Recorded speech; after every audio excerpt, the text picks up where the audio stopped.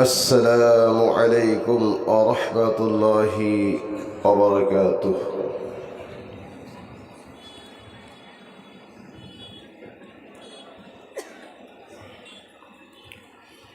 সালামটি ভাই কবরস্থানে দিলাম না আপনাদেরকে দিলাম বুঝে আসলাম না, কারণ এতগুলি মানুষ আমরা বসে আছি, জবাব পাওয়া যায় নাই। সুতরাং সালামের জবাবটি মোহাব্বতের সাথে দেওয়ার চেষ্টা করবেন।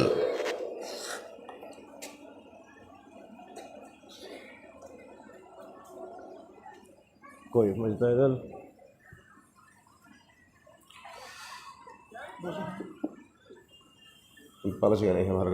ঠিক করো। আসসালামু আলাইকুম ওয়া রাহমাতুল্লাহ। ইন্নাল হামদালিল্লাহ নাহমাদুহু ওয়া নাস্তাঈনুহু ওয়া নাস্তাগফির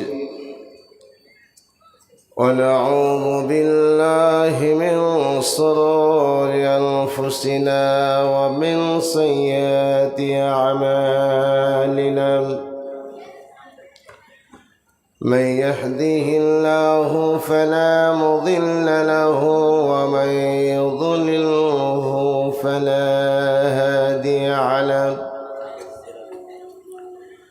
ونشهد أن لا إله إلا الله وأشهد أن محمدا عبده ورسوله أما بعد فإن خير الحديث كتاب الله وخير الهدي هدي محمد صلى الله عليه وسلم وشر الأمور محدثاتها وكل محدثة بدعة وكل بدعة ضلالة وكل ضلالة في النار. الذي أرسله بالحق بشيرا ونذيرا وداعيا إلى الله بإذنه وسراجا منيرا. فقد قال الله تبارك وتعالى في كلامه المجيد والفرقانه الحميد. أعوذ بالله من الشيطان الرجيم. بسم الله الرحمن الرحيم. إن الذين آمنوا وعملوا الصالحات فلهم أجر غير ممنون. فما يكذبك بعد بالدين. أليس الله بأحكم الحاكمين. القرآن الحكيم. وقال النبي صلى الله تعالى عليه وسلم في حديثه مبارك: من بان لله مسجدا بنى الله له بيتا في الجنة الحديث আপন ভাবি আমি যারে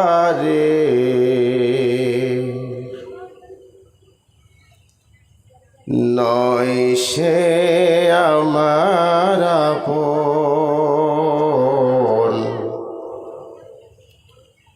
ভুলে যারে রাখি দূরে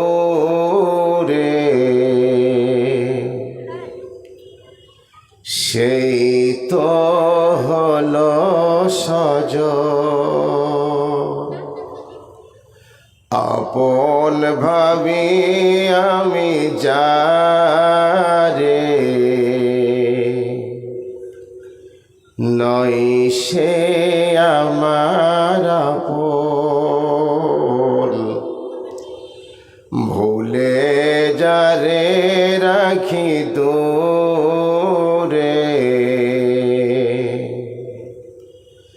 সেই তো হলো সজন আমি এ জীবন দিতে রাজি তবু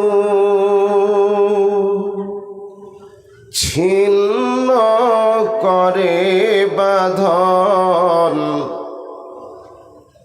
আপন ভাবি আমি যারে নয় সে আমার আপন ভুলে যারে রাখি দূরে সেই তো হলো সজন এ জীবনের গতি কেন থেমে যায় অকারণে তুফানে ভেসে যায় যত পাই তত চাই দুনিয়ায় পাঁচবার মুয়াজ্জিন ডাকে মোরে তবু শুনি না কোনো বারণ আপন ভাবি আমি যারে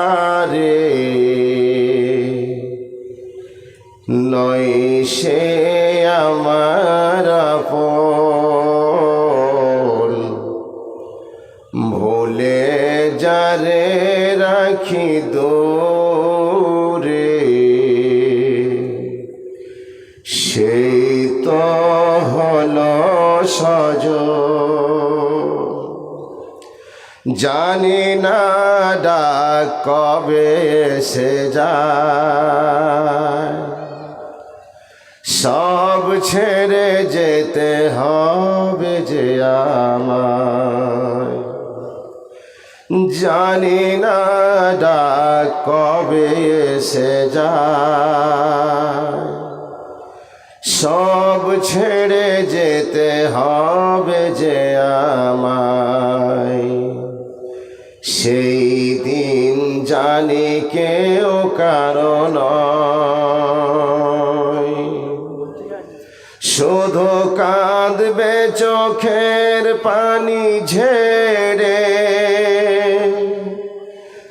আত্মীয় এসে কজন আপন ভাবি আমি যারে নয় সে আমার আপন ভুলে যারে রাখি দূরে সেই তো হলো সজন এ জীবনে যা কিছু করেছি সব কিছু অকাতরে দিয়েছি, বলো না কি বিনিময় পেয়েছি। এ জীবনে যা কিছু করেছি সব কিছু অকাতরে দিয়েছি, বলো না কি বিনিময় পেয়েছি। স্বার্থপর মানুষগুলি কেটে যায়, হইলে স্বার্থ পূরণ। আপন ভাবি আমি যারে, নই সে আমার আপন। ভুলে যারে রাখি দূরে, সেই তো হলো সজন। আমি এ জীবন দিতে রাজি, তবু ছিন্ন করে বাঁধন। আপন ভাবি আমি যারে, নই সে আমার আপন। ভুলে যারে রাখি দূরে, সেই তো হলো সজন। চলমান সভার সভাপতি মহাশয়, সম্মানিত মঞ্চের আমন্ত্রিত উলামায়ে দ্বীন, সামনে বসে থাকা জ্ঞান পিপাসু মুসলিম জাতিবৃন্দ, পর্দার আড়ালে বসে থাকা অবলা সরলা পর্দা নশীনা মা ও আপারা, আমি আপনাদের সকলকে জানাই আন্তরিক শুভেচ্ছা। সর্বপ্রথমে সেই আল্লাহ সুবহানাহু ওয়া তাআলার প্রশংসা জ্ঞাপন করব,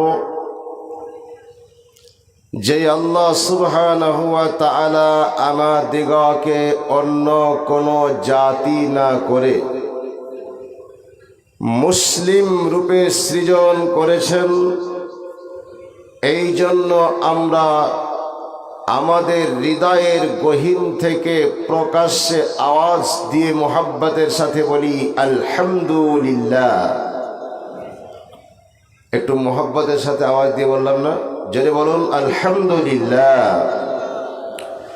তারপরে পরে আমাদের আখিরি জামানার শেষ পয়গম্বর সাইয়্যিদুল মুরসালিন খাতামুন নবিয়্যিন মা আমিনার দুলাল তাজদার মদিনা সরকারি দু কায়নাত নবী মক্কি, নবী মদানী, নবী আহমদ, নবী মুহাম্মদুর রাসূলুল্লাহ, পাঠ করুন সাল্লাল্লাহু আলাইহি ওয়াসাল্লাম।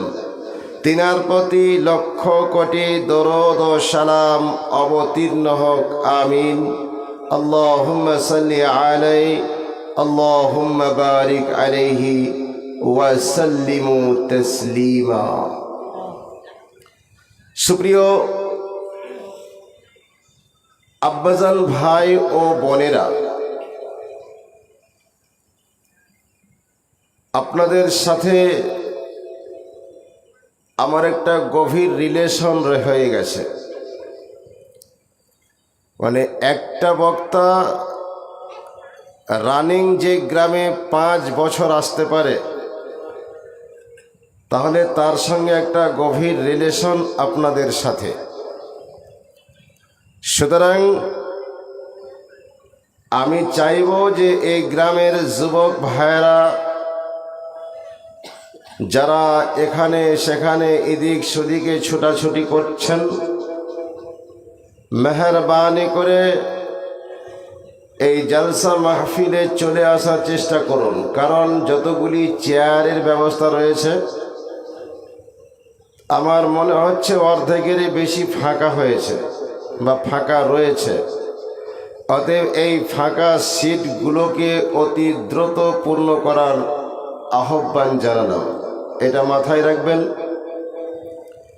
2 নম্বর কথা হলো,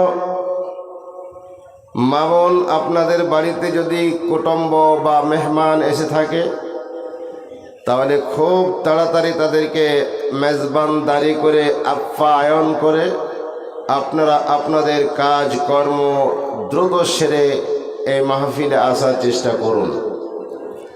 তার কারণটা হচ্ছে আমাদের আলম শহীর মাটি, বুঝলেন, ঈমানের ঘাঁটি। অতএব আমরা প্রতি বছরে একবার করে ফুল ফোটাই, তার নাম জলসা। আজকেও ইনশাআল্লাহ তাআলা এমন সময়ে, এমন দিনে, এমন সালে, এমন তারিখে, এমন ডেটে যে আমাদের জলসাটা লেগেছে। আর 2-1 দিন পরেই মাহে রমজানুল মুবারক মাসে পৌঁছে যাব ইনশাআল্লাহ। আমার ভাইরা ও আব্বা জানেরা আমার,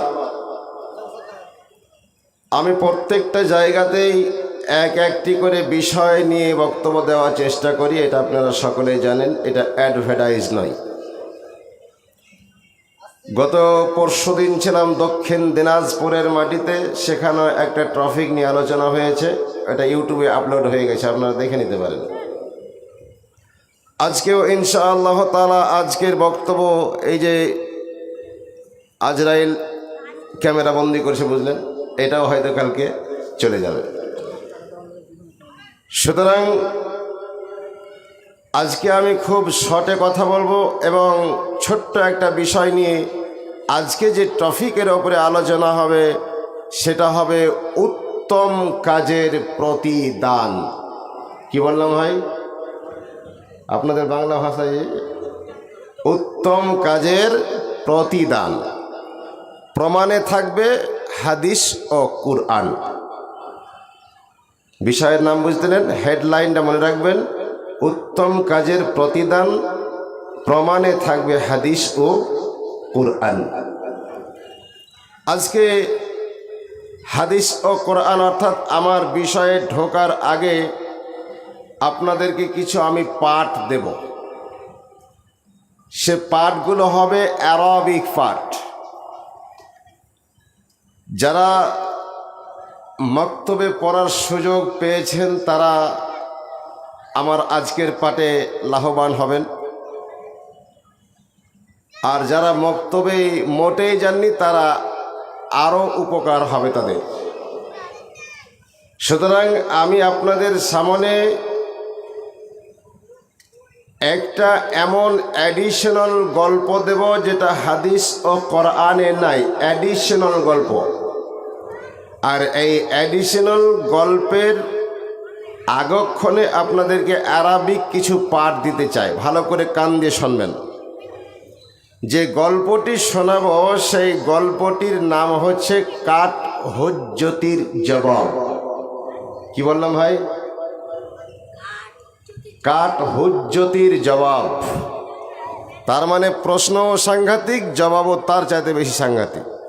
এর নাম হচ্ছে কাট হুজ্জতির জবাব। এটা হচ্ছে গল্পের হেডলাইন। আর যে পাঠটা দিব সেটা হলো, এই গল্পটা শুনে আনন্দ ভোগ করলে আপনাকে আরবি কিছু পাঠ নিতে হবে। নাম্বার 1, প্রথম নম্বর পাঠ যেটা, সেটা হচ্ছে আরবিতে। আপনারা কোরআন যারা পড়তে জানেন বা আম্মা পারা বা নুরানি কায়দা, তারা অবশ্যই পড়েছেন বা যাবার কি কথা বলেন না জি? বা যাবার বা, বাজের বি, বা পেশ বু। তাহলে কোরআনে কোথাও একার শব্দ যোগ হবে না, এটা মাথায় রাখবেন। কোরআনে কোথাও একার শব্দ যোগ হবে না। আগে পড়েছি একার, আলিফ জের এ, বা জের বে, এখন ওগুলো ডিলেট। এখন যেটা জের পড়েছিলাম আগে সেটা হবে হিস্সি। তাহলে জাবার, জের, পেশ এই তিনটি শব্দকে বলা হয় হারাকাত। বুঝে আসলো ভাই? এই তিনটি জাবার, জের, পেশকে আরবিতে বলা হয় হারাকাত।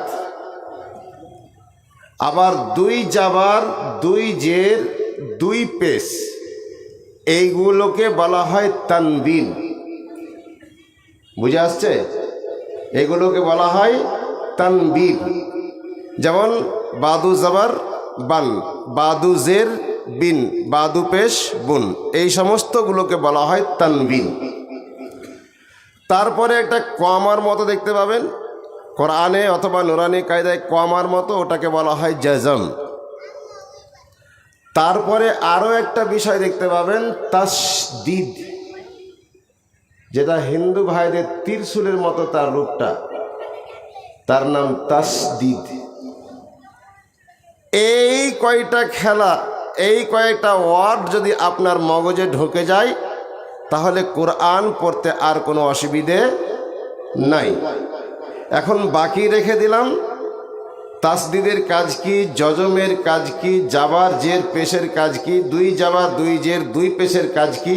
এগুলো করলে অনেক ব্যাখ্যা লেগে যাবে। আরও একটা বিষয় ছুটে গেছে, সেটা হলো নোক্তা। কি বললাম ভাই? নোক্তা। নোক্তা বুঝে আসলো না? আমাদের মায়েরা বোনেরা দেখবেন মণিহারিওয়ালার কাছে খুব ছোট্ট আকারে একটা টিপ কিনে, যাকে আমাদের আঞ্চলিক শব্দে টিকলি বলি। এই টিকলিটা যে কপালে বসানো হয়, ওই মতো গোল গোল কিছু নোক্তা আছে। যেমন সায়ের ওপরে 3 নোক্তা, বায়ের নিচে 1 নোক্তা। তাহলে আমরা আজকের পাঠ থেকে বুঝতে পারলাম নোক্তা কাকে বলে।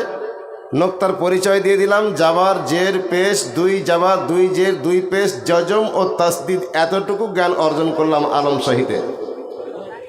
এইবারে চলুন কাঠ হুজ্জতির জবাব যে গল্পটি নিয়ে আসবো সেটা হলো, আমাদের ভারতের মাটিতে একজন যোগ্য আলেম ছিলেন,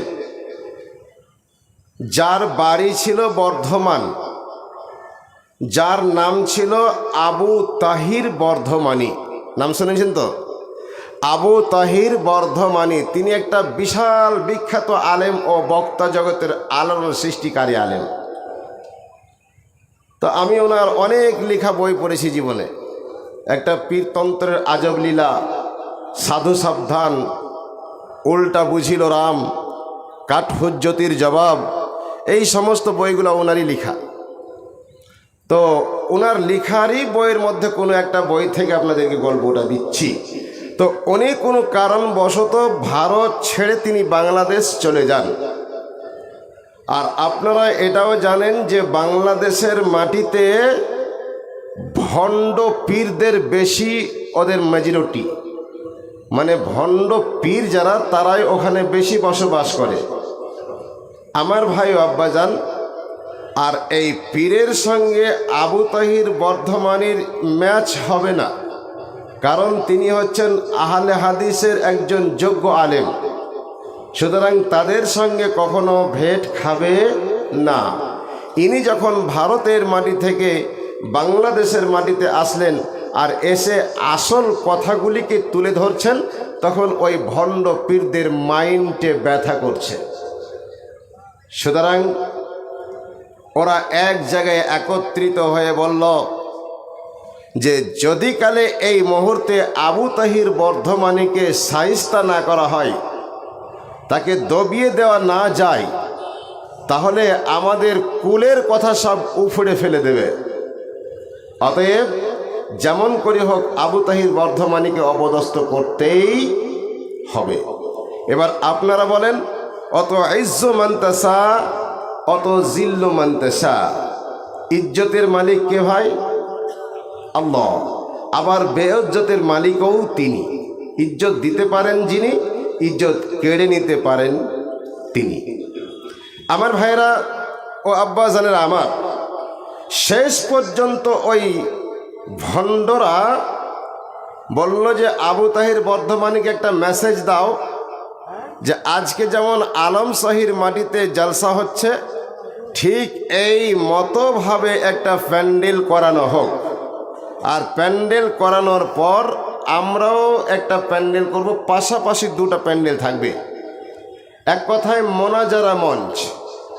আমরা আবু তাহির বর্ধমানীকে প্রশ্ন করব, আবু তাহির বর্ধমানী আমাদেরকে প্রশ্ন করবে, যে জয় লাভ করবে সেই আছে সঠিক পথে, এটা ডিক্লার ঘোষণা দিব বাংলাদেশের মাটিতে। আবু তাহির বর্ধমানী তিনি বলছেন, আমি তো চাইছিলাম এটাই হোক, তর্কের মাধ্যমে আসল তথ্যটা বেরিয়ে আসুক, আমি গ্রহণ করলাম। নির্বিঘ্নে তিনি গ্রহণ করলেন। ঠিক আজকের যেমন আলম শাহীর সভা, এই মতো সভা শুরু হয়ে গেছে। খুব শর্টে গল্পটা করছি, কারণ আমার আলোচনা অনেক, আর অনেক দায়িত্ব আমার মাথায় আছে। বলি কই যে ওরে পিছা দিয়ে নেই 9:05। হ্যাঁ তো ভাই 9:05 হয়ে গেছে, তার মানে আর 1 ঘন্টার সময় মোটামুটি পাওয়া যাবে। তার মধ্যে আমাকে অনেক দায়িত্ব আমার উপরে আছে। তো ভাই আমি এই গল্পটা এই জন্য নিয়ে আসলাম যে কিছু জ্ঞানও আসবে, আর অনেক সিট ফাঁকা আছে এখন, এই সিটটি আপনারা পূর্ণ করুন, তারপরে আমি মেন আলোচনায় আসবো। আমার ভাইরা ও আব্বাজানেরা আমার, তো এই ভণ্ডরা বলল যে প্রোগ্রাম শুরু হওয়ার ঠিক মুহূর্তে আবু তাহির বর্ধমানী সাহেব তিনি বসে আছেন, আহলে হাদিসের বাঘা বাঘা আলেমরাও বসে আছেন, আর ওই ভণ্ড পীরেরাও বসে আছে। এহেন সময় একজন ভণ্ড পীর ও গোটা শরীরের কাপড়কে খুলে দিয়ে, এমনকি আন্ডার প্যান্টটাও পরে নেই, একদম ওপেনলি মঞ্চে আসতেছে।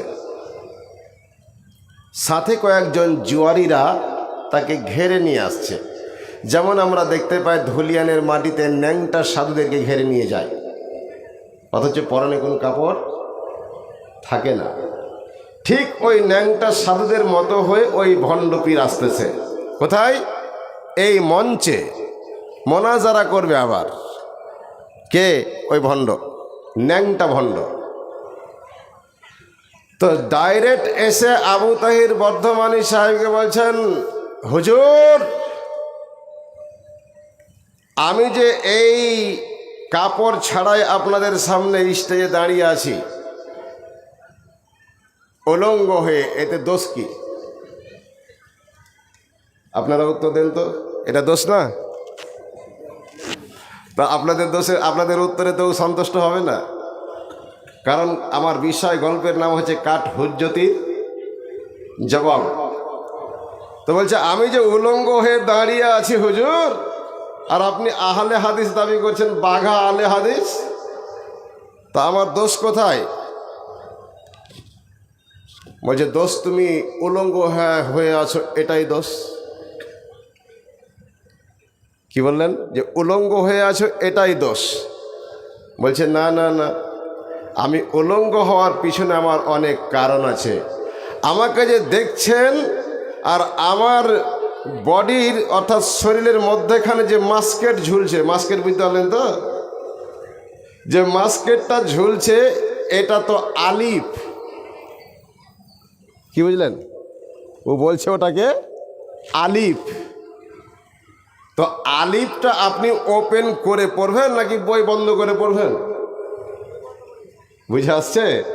কত যুক্তি দিছে ওকে, ওনাকে কত যুক্তি দিছে তারা, যে আলিফটা যখন পড়বেন তখন তো বইটা আপনাকে খুলতেই হবে। অতএব আমাকে খুলতেই হলো না, আমি কাপড় খুলে দাঁড়িয়ে আছি, আমার আলিফ দেখা যাচ্ছে, তো অসুবিধা কোথায়? কথাটা বুঝে আসছে? ভণ্ডদের প্রশ্ন কিভাবে কোনভাবে প্যাঁচ দিয়ে ঘেরছে, মানে জিলাপির মতো প্যাঁচ দিয়েছে, বুঝতে পারলেন? তো প্যাঁচটা দিয়েছে কাকে? জিলাপি তোরনেওয়ালাকে। ইনিও তো কম জিলাপির প্যাঁচ নেই। আবার ভাই আব্বাজান, তো আবু তাহির বর্ধমানী তিনি বললেন যে তুমি দাঁড়িয়ে আছো ভালো কথা, উলঙ্গ হয়ে দাঁড়িয়ে আছে এটাও ভালো কথা, তুমি যে বলছো ওই মাস্কেটটাকে আলিফ এটাও মেনে নিলাম ভালো কথা, কিন্তু একটু দম ধরো। আর যে জুয়ারিরা ওকে গার্ড দিয়ে নিয়ে এসছো তারা আবার গার্ড দাও যেন স্টেজ থেকে পালিয়ে না যায়। কি বুঝলেন? স্টেজ থেকে যেন পালিয়ে না যায়। তার মানে এবার তিনি জবাব দিবেন। আবু তাহির বর্ধমানী স্টেজে একটা কোরআনের ছাত্র বসে আছে, তার নাম আব্দুর রহমান। আব্দুর রহমানকে বললে, হে আব্দুর রহমান, বলে হুজুর আদেশ করুন। বলে আমার ঘরের তাকের সামনে কাঁটাতে একটা বিশাল তালোয়ার ঝুলছে। তালোয়ার বুঝেন তো? এখনকার 2026 সালের লোকের তালোয়ার বুঝতে অসুবিধা নেই।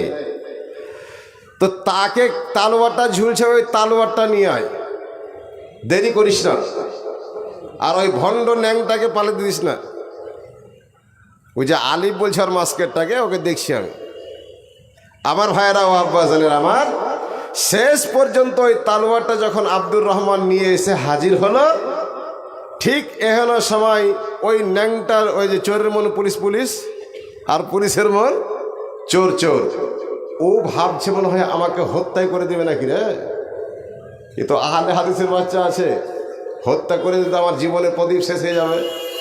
তো ও ডাইরেক্ট বলছে, হুজুর তালোয়ার কেন? বলছে আমি তালোয়ারটা এই জন্য এনেছি যে আলিফ সব সময় খালি থাকে।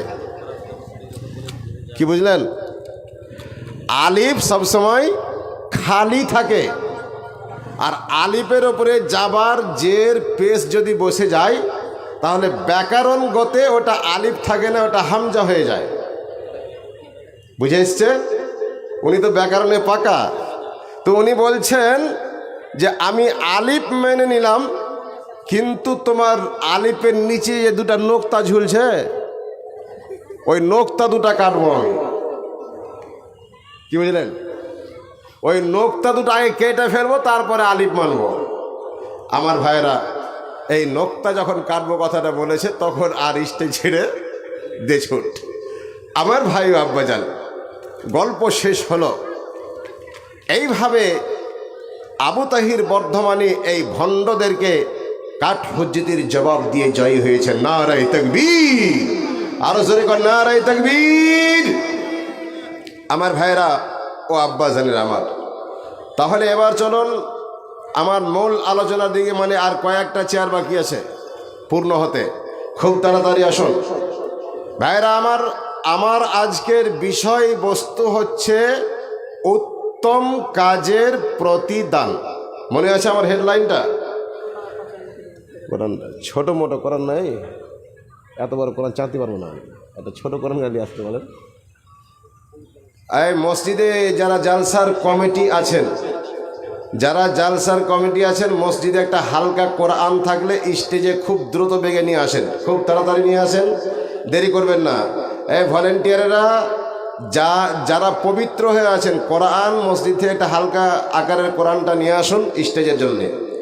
তো বলছিলাম ভাই আমার, আজকের বিষয়বস্তু হচ্ছে মহাগ্রন্থ আল কোরআনুল কারীম ও হাদিসের আলোকে উত্তম কাজের প্রতিদান।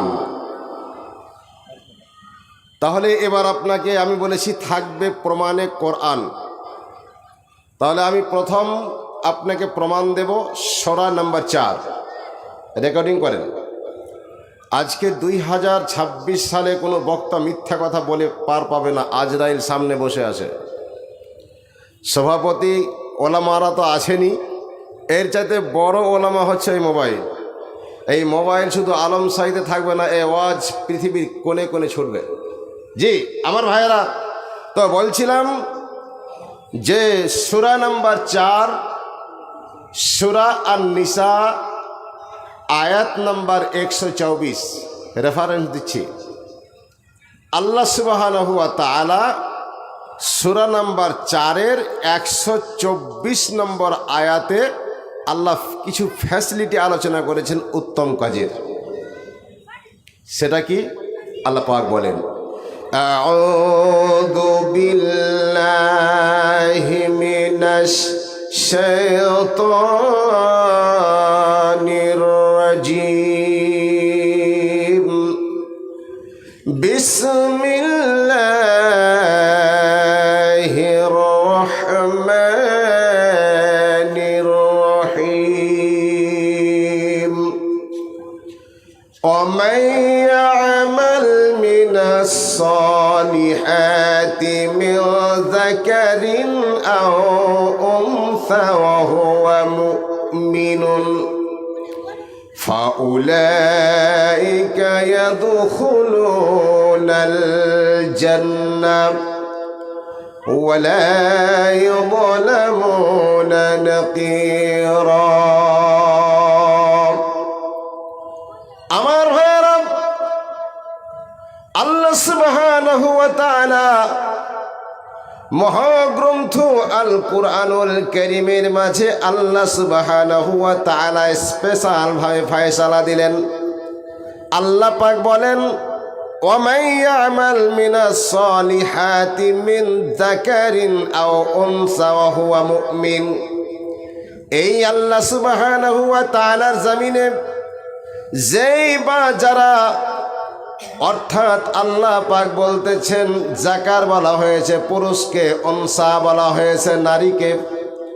আল্লাহ সুবহানাহু ওয়া তাআলা বলেন আল্লাহ রব্বুল আলামিনের এই জমিনে নারী অথবা পুরুষ এই উভয়ের মধ্যে যারা উত্তম কাজ করলো, ভালো কাজ করলো, আমি আল্লাহ রাব্বুল আলামিন তাদেরকে প্রতিদান হিসেবে বললাম। আল্লাহ সুবহানাহু ওয়া তাআলা তাদেরকে বললেন তারাই হচ্ছে মুমিন। জোরে কোন সুবহানাল্লাহ। আল্লাহু আকবার, আল্লাহু আকবার। আল্লাহ পাক কোনো মানুষের মুফতির ফতোয়া নয়। আল্লাহ নিজেই বলছেন পৃথিবীর মাটিতে জাকার পুরুষ, উনসা নারী, ছেলে কিংবা মেয়ে, পৃথিবীতে উত্তম কাজ করলে, ভালো কাজ করলেই আল্লাহ ডিক্লার ফতোয়া দিলেন অহুয়া মুমিন, তারাই হচ্ছে মুমিন। জোরে কোন আলহামদুলিল্লাহ। আমার ভাইরা, এইবারে আল্লাহ সুবহানাহু ওয়া তাআলা বলেন তোমরা ভালো কাজ করলে প্রতিদান হিসেবে তোমাদেরকে মুমিন টাইটেল দিলাম, সার্টিফিকেট দিলাম। তারপরে আল্লাহ সুবহানাহু ওয়া তাআলা বলেন এই সার্টিফিকেট পাওয়ার পর আমি আল্লাহ সুবহানাহু ওয়া তাআলা বসে থাকতে পারলাম না, চুপটি করে থাকতে পারলাম না, বরঞ্চ আমি আমার ওই বান্দাদেরকে আরো আমার পক্ষ থেকে 2টি প্রাইজ ঘোষণা করলাম। আল্লাহ সুবহানাহু ওয়া তাআলা বলেন সেই প্রাইজ 2টি কি? কোরআনটা দেন না যদি। সেই প্রাইজ 2টি কি? মহান আল্লাহ সুবহানাহু ওয়া তাআলা বলছেন 1 নম্বর প্রাইজ হচ্ছে উলাইকা ইয়াদখুলুনাল জান্নাহ। 2 নম্বর প্রাইজ হচ্ছে ওয়ালা ইউযলামুনা নাকিরা। আমার ভাইরা, আল্লাহ সুবহানাহু ওয়া তাআলা বলেন 1 নম্বর প্রাইজ হলো আমি আমার ওই সকল মুমিন বান্দাদেরকে বলবো, কোনো মানব দিয়ে নয়, কোনো ফারিস্তা দিয়ে নয়, অন্য কোনো ব্যক্তিকে দিয়ে নয়, বরঞ্চ আমি আল্লাহ রাব্বুল আলামিন হাসরের ময়দানে লাস্ট ফয়সালার দিন আমি আমার বান্দাদেরকে বলবো যাও তোমরা জান্নাতের মধ্যে প্রবেশ করো। ইয়াদখুলুনাল জান্নাহ 1। নাম্বার 2 ওয়ালা ইউযলামুনা নাকিরা। বান্দা তোমরা এই পৃথিবীর মাটিতে তাহাজ্জুদের মাধ্যমে, সিয়ামের মাধ্যমে, সালাতের মাধ্যমে, যাকাতের মাধ্যমে, কুরবানির মাধ্যমে, যত রকম মাধ্যম ছিল নেকি অর্জন করার, সমস্ত রকমের মাধ্যম দিয়ে তোমরা নেকি অর্জন করেছ। তোমাদেরকে আমি আল্লাহ সুবহানাহু ওয়া তাআলা সার্টিফিকেট দান করেছি মুমিনের, আর তোমাদেরকে বলে দিয়েছি 1 নম্বর প্রাইজ তোমরা জান্নাতে যাবে, 2য় নম্বর প্রাইজ শুনলে আরো প্রাণটা ভরে যাবে। ভাইরা আমার, আল্লাহ সুবহানাহু ওয়া তাআলা বলেন ওয়ালা ইউযলামুনা নাকিরা। বন্ধুরে, মহান আল্লাহ রাব্বুল আলামিন বলেন, বান্দা হাসরের ময়দানে যেদিন আমি লাস্ট ফায়সালার ঘোষণা দেব, ও আলম সাহির মাটির লোকেরা, তোমরা খুব বিচার করেছো, কারো মাথা ফাটা গেছে তার বিচার করেছো, কেউ কারো মেয়েকে নিয়ে পালায়ে গেছে তার বিচার করেছ, জামাতের লোক কোনো ভুল করেছে তার বিচার করেছ, হাজারো হাজার বিচার তোমরা তোমাদের 60 বছর 70 বছর জীবনে করে এসেছ। আল্লাহ সুবহানাহু ওয়া তাআলা বলবেন হাযা ইয়াউমুল ফাসল, আজকে হাসরের ময়দানে দ্বিতীয়বার কোনো ফয়সালা হবে না। মহান আল্লাহ সুবহানাহু ওয়া তাআলা বলেন হাযা মানে আজ, ইয়াউমুল মানে আজকের দিন, ফাসল মানে বিচার। মহান আল্লাহ সুবহানাহু ওয়া তাআলা বলেন হাযা ইয়াউমুল ফাসল, আজকে লাস্ট ফয়সালার দিন। আমি আল্লাহ সুবহানাহু ওয়া তাআলা আমার ওই ভালো কাজ করনেওয়ালা, উত্তম কাজ করনেওয়ালা মুমিনদেরকে আমি আল্লাহ বলবো, তোমাদের প্রতি আজ অন্যায়ভাবে নতুন করে কোনো জুলুম করা হবে না। আল্লাহু আকবার, আল্লাহু আকবার। আল্লাহ পাক বলছেন ওয়ালা ইউযলামুনা নাকিরা, তোমাদের উপরে নতুন করে কোনো জুলুম অত্যাচার করা হবে না।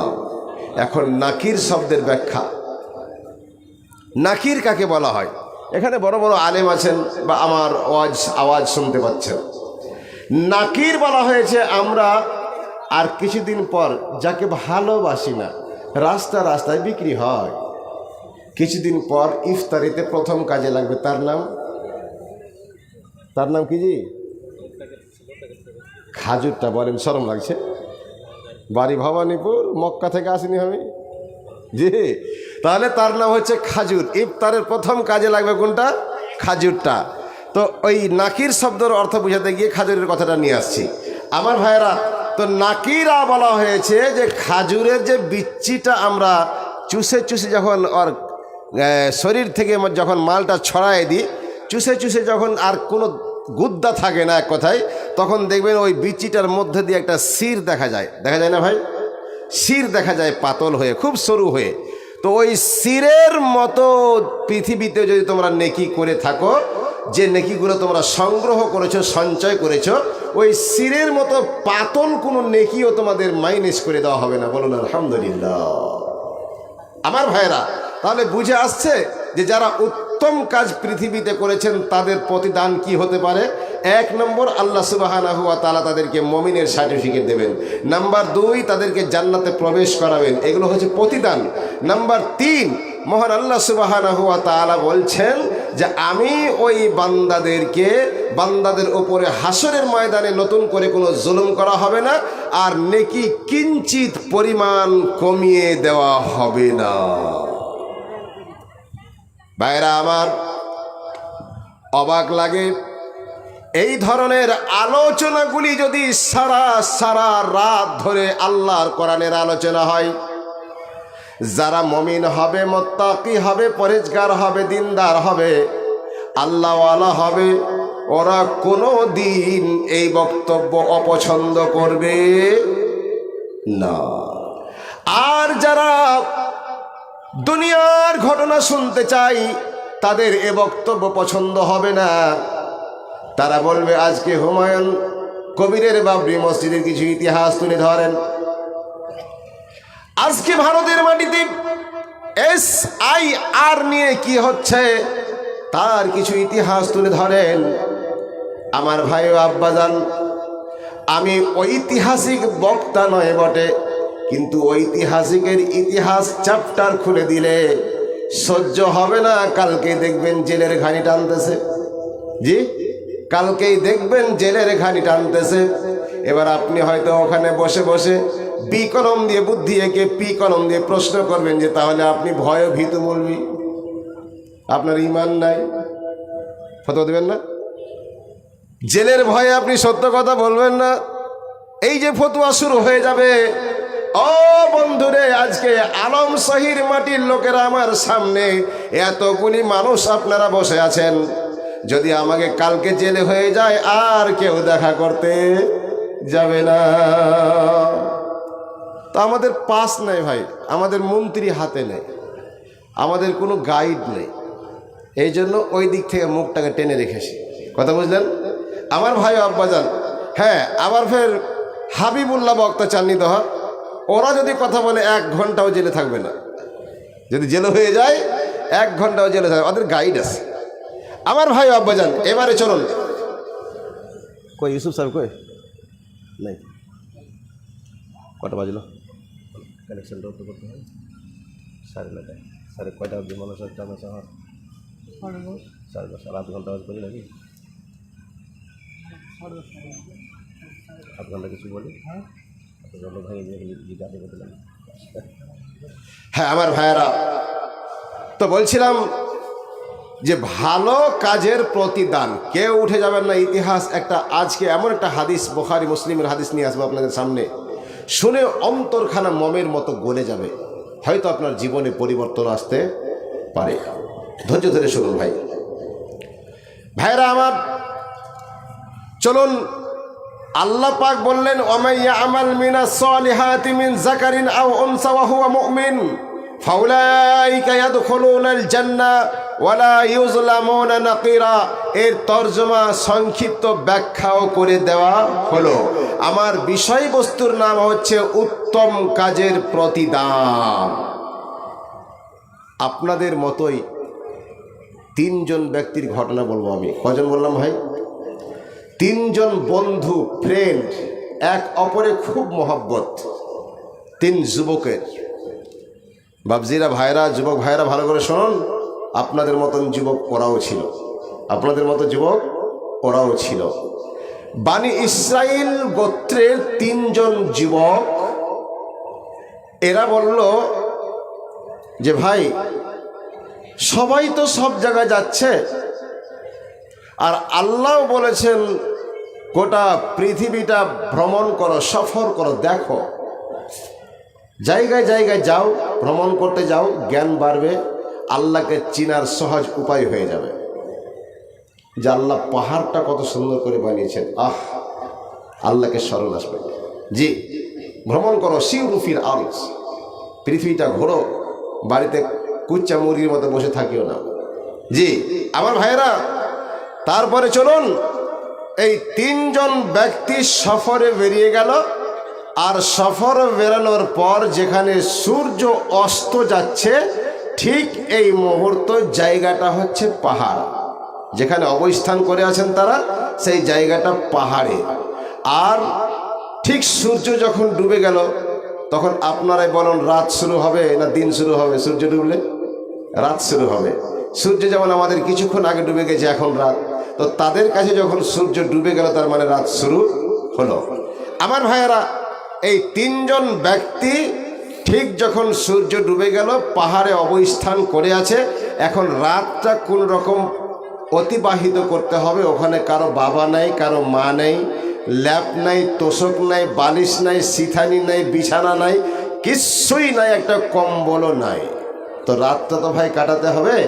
তাই তারা গর্তের মধ্যে, মানে পাহাড়ের মধ্যে একটা গুহা ছিল, গর্ত, ওই গর্তের মধ্যে ঢুকে পড়লেন রাতটা অতিবাহিত করার উদ্দেশ্যে। আমার ভাইরা, বিপদ যখন মানুষের কাছে চলে আসে বলে আসে না, বলে আসে? বিপদ যখন মানুষের কাছে চলে আসে বলে আসে না, আচানক আ জাতি হ্যায়, আচানক চলে আসবে, আপনি টেরও পাবেন না বিপদ আসতে। আমার ভাইরা, ঠিক যখন ওই 3 বন্ধু গর্তের মধ্যে ঢুকে পড়লেন, আর কিছুক্ষণ পরেই পাহাড়ের উঁচু দেশ থেকে গড়তে গড়তে গড়তে গড়তে গড়তে একটা বিশাল আকারের পাথর ওই গুহার মুখে এসে বসে গেল, মনে হচ্ছে যেন রাজমিস্ত্রি যেন ভালো করে সিমেন্ট মাটি দিয়ে বসাইছে। মানে এমনভাবে পাথরটা বসেছে গর্তের মাঝে মুখে যে একটু ফাঁকা নাই, অক্সিজেন আসে না। একবার বলুন সুবহানাল্লাহ। যদি মানুষ অক্সিজেন না পায় বাঁচবে ভাই? এটা সহিহ বুখারী ও মুসলিমের কথা বলছি, যোগ্য আলেম বসে আছেন, মাদ্রাসার হেড অফ দি ডিপার্টমেন্ট। আমার ভাইয়েরা, তাহলে এমনভাবে পাথরটা সেটেছে মুখে, একটু ফাঁকা নাই, অক্সিজেন বন্ধ। আমার ভাইয়েরা, এই তিনজন ব্যক্তি বলতেছি অক্সিজেনের মধ্য দিয়ে মানুষ প্রাণ পায়, বেঁচে থাকার সুযোগ পায়। আর আমরা এই গর্তের মধ্যে ঢুকে পড়লাম, এমনভাবে পাথরটা এসে বসে গেল, 1 সেকেন্ডের জন্য আমরা অক্সিজেন পাই নাই। সুতরাং অক্সিজেন যদি না আসে তাহলে আমরা বাঁচবো কি করি? আর জীবনের ভয় কার নাই? একজন মাস্তান জীবনে শত শত মানুষকে খালাস করে দিয়েছে, বোমা দিয়ে উড়িয়ে দিয়েছে। ওই মাস্তানটারও জীবনে ভয় আছে, আমাদের পিছন দিক থেকে কে না গুলি করে দেয়। ভয় পায় না ভাই? সেও ভয় পায়। আমার ভাইয়েরা, জীবনের অনেক মূল্য, কেউ মরতে চায় না। কেউ যদি মরতে চাইতো তাহলে তো SIR এর জন্য বাড়িতে বসে থাকতো না। তার মানে ভারত ছাড়াও হতে চায় না। মরা তো দূরের কথা, ভারত ছাড়তেও মন চায় না। ঠিক এমন সময় ওই পাথরটা যখন মুখে এসে বসে গেল, তিনজন এক অপরে গল্প করতে শুরু করলো। ভাইরে, এমন বিপদের সম্মুখীন আমরা হয়ে গেলাম, এখন যদি এই গর্ত থেকে আমরা পাথরটিকে 3 ভাই মিলে 6 খান হাত লাগাইয়া ঠেলি, ক্ষমতা হবে না। পাথর বিশাল ভারী, অতএব এই পাথরকে সরানো সম্ভব হবে না। আমরা যদি সেই গর্তের মধ্য থেকে চিৎকার করি, হে গ্রামবাসীরা, আমরা তো গ্রামে নাই, এক পাহাড়ে আটক করেছি, চিলিয়েও কোনো কাজ হবে না, ভেবিয়েও কোনো কাজ হবে না, আমাদের কথা কেউ শুনতে পাবে না। অতএব আমাদের এই গর্তে মরে যাওয়া ছাড়া আর দ্বিতীয় কোনো পথ নাই। এক অপরে তারা বলা বলি করছে। ভাই, জীবনে তুই কোনোদিন ভালো একটা আমল করেছিস? উত্তম কাজ কোনোদিন করেছিস? ভাই, যদি করে থাকিস তো আল্লাহকে বল। কারণ যেই আল্লাহ পাথর বসিয়েছেন, যেই আল্লাহর আদেশে পাথর এসে বসেছে, ওই আল্লাহই সরাতে পারেন, পৃথিবীর আর কোনো শক্তি সরাতে পারে না। অতএব এক অপরে তারা বলা বলি করতেছে। ভাই, জীবনে যদি কোনোদিন ভালো কাজ করে থাকিস কোনো একদিন, সে কথাটাই আল্লাহর কাছে ফকির হয়ে বল, মাথা নত করে বল। তার মধ্যে তিনজনের মধ্যে প্রথমজন বলল, ইয়া রব, ওগো আমার প্রভু,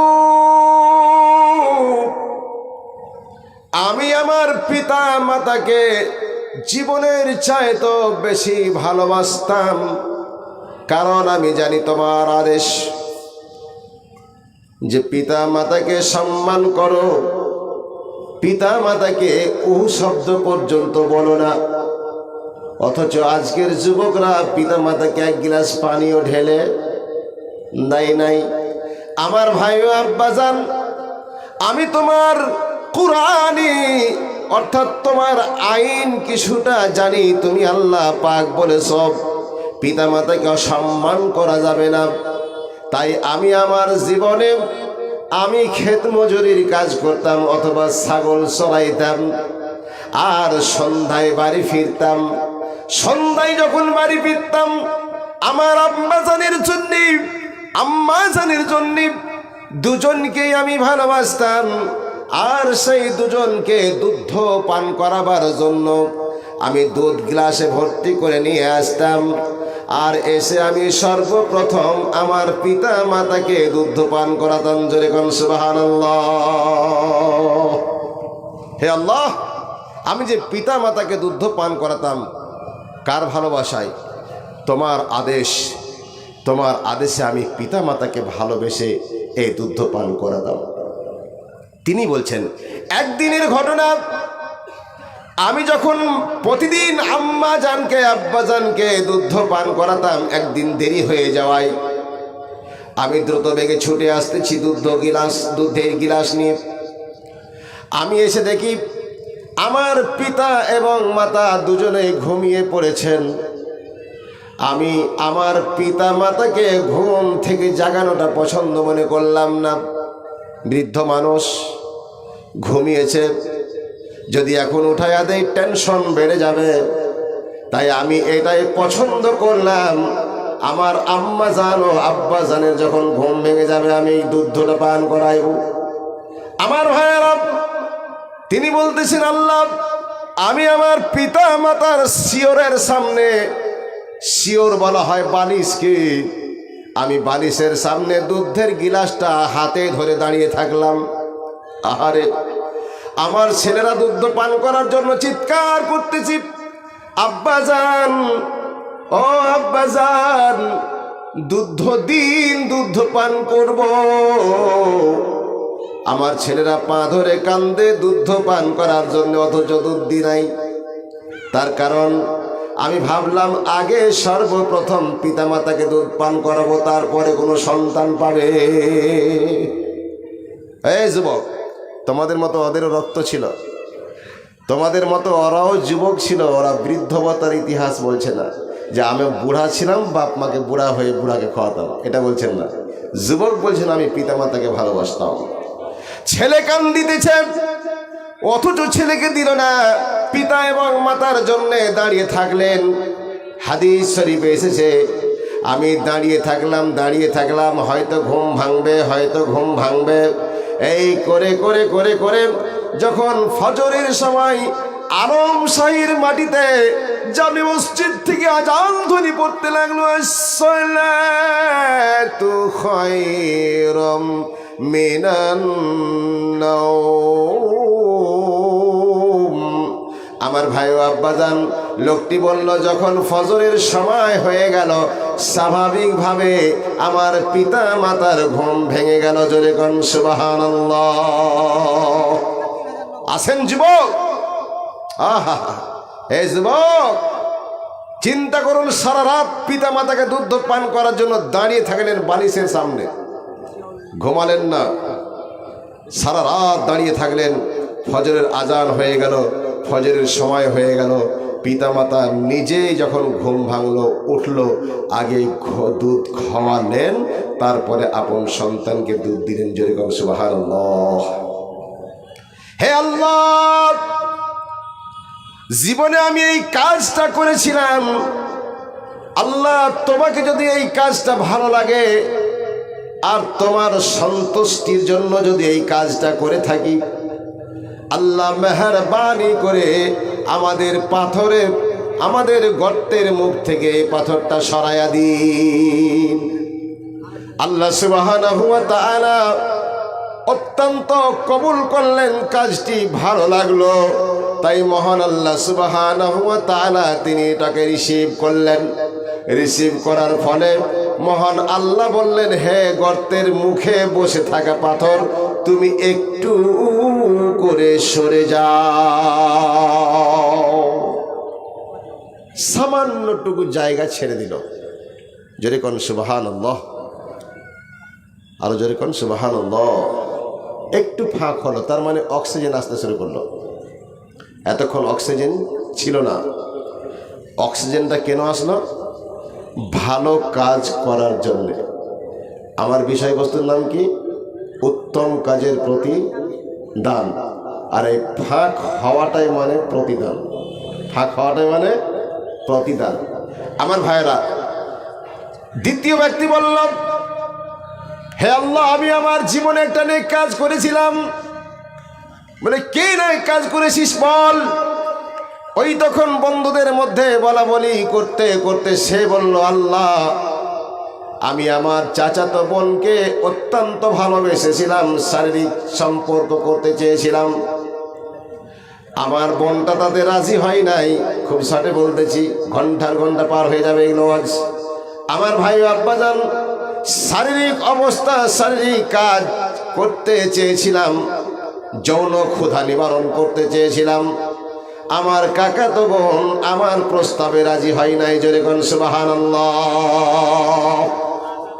আজকে 100টা নারীর মধ্যে যদি এই প্রস্তাব দেওয়া হয়, আমার বিশ্বাস 95টি নারীরাই রাজি হয়ে যাবে। কারণ আজকে দেখছেন ফেসবুক চালু হওয়ার পর মানুষের ব্যবহার যেন জানোয়ারদের মতো হয়ে গেছে। যেখান সেখানে জেনা, যেখান সেখানে উলঙ্গ ছেলে ও মেয়ে, যেখানে সেখানে ফেসবুক ওপেন করলেই শুধু উলঙ্গ আর উলঙ্গ, উলঙ্গ আর উলঙ্গতে ছেয়ে আছে ফেসবুকের বুক। নাউজুবিল্লাহ। আপনার ছেলেকে মোবাইল দেবেন না, ফেসবুক এই সফটওয়্যারটা চালাবেন না, কারণ আজ সবচাইতে বেশি নোংরা জিনিস দেখা যাচ্ছে ফেসবুকে। আমার ভাইয়েরা ও আব্বাজানেরা আমার, আমি বলতেছিলাম, সেই লোকটি বলল, যুবকটি বলল, আমি আমার বোনকে খারাপ সম্পর্কের দাওয়াত করেছিলাম, দাবি করেছিলাম তোমার সঙ্গে যৌন ক্ষুধা নিবারণ করব, রাজি হয় নাই। আমার ভাইয়েরা, মুরব্বীরা বলে করে মুজতাহিদুল পান্ডা দেখি এখানে পানি মুখে পোকা হয়ে গেছে, কত বাজলো ধান মানুষ।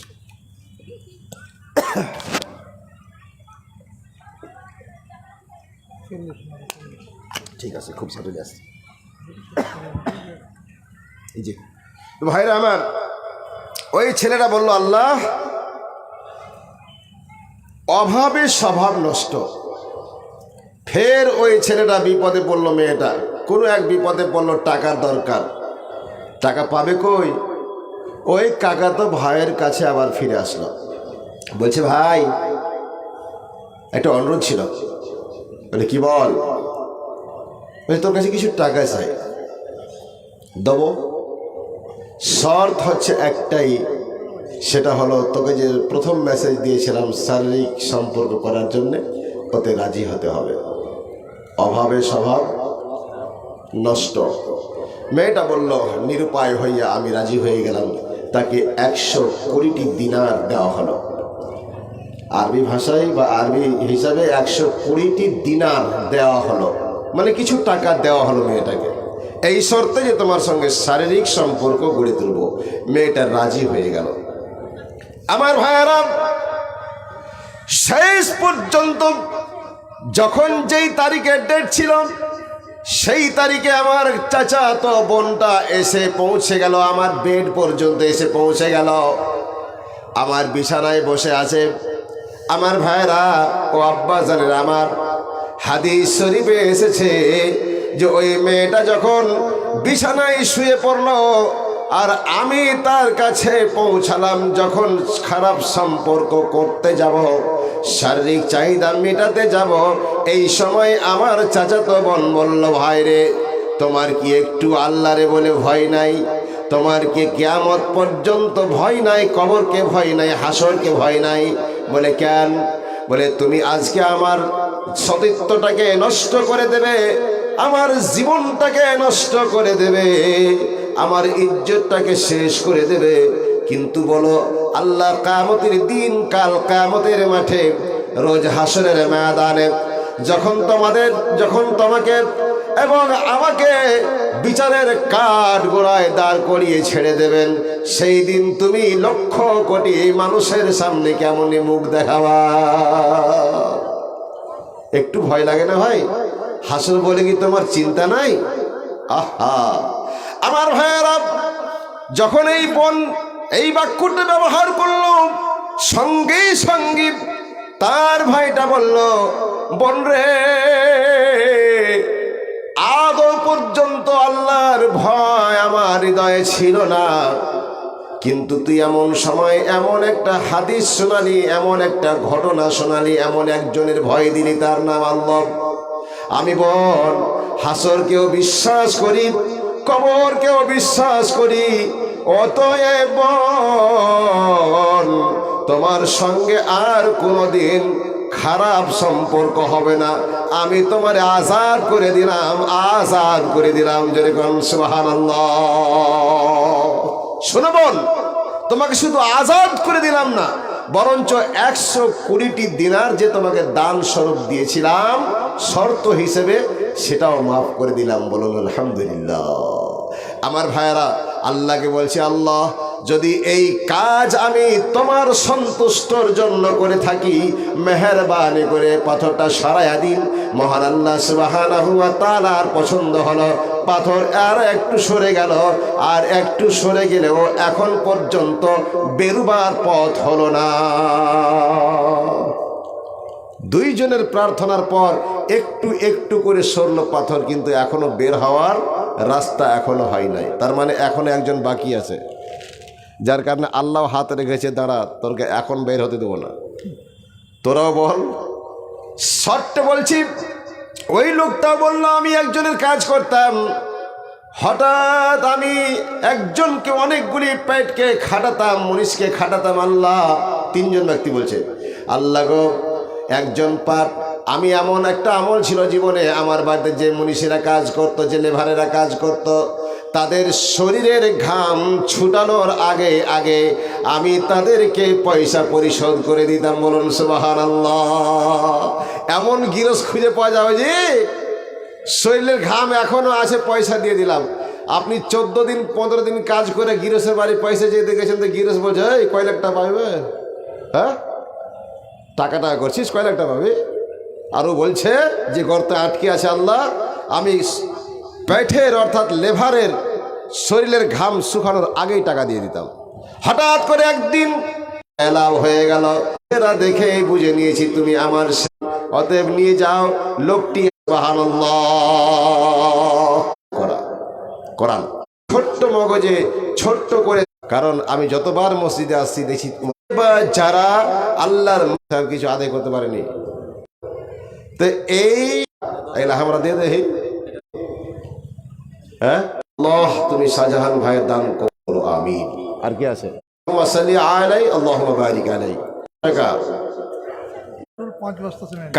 আব্বার জন্য, তিনার আব্বাকে জান্নাতুল ফিরদাউস দান করিন, আমিন।